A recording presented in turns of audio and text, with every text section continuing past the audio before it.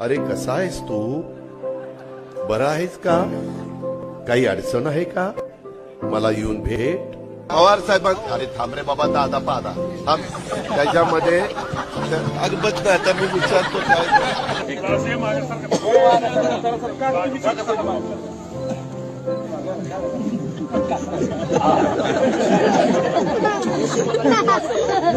अभी शाम तक रुको, अभी कल शपथ ली है ना। उनका समझ में आएगा, मैं तो लेने वाला हूं.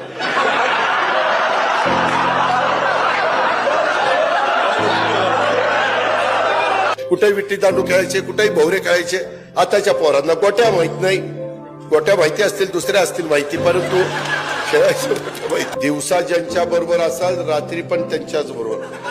म्हणजे त्याच्यामुळं अरे थांब रे थांब, एकच मामा आहे म्हणूनच आणलाय निवडून. जरा का बस, जरा मामीचं पण नाव घे, मामी नाराज होती. इतके चांगले व्यक्तिमत्व आहेत, मग त्यांना कधी राष्ट्रवादीत बोलावं असं नाही वाटलं तुम्हाला? नाही वाटलं, कारण ते राष्ट्रवादीत आल्यानंतर माझंच महत्व कमी झालं असतं ना. त्यांना राष्ट्रवादीत होते कसं आणायचं? अरे आम्ही काय तिथं गोट्या खेळायला आलो? मला याच्यावर कमेंट पाहिजे तुमची. गेल्या वेळेस पण आम्ही तिघं होतो, कोणत्याची थोडी आतला बदल झाली आहे.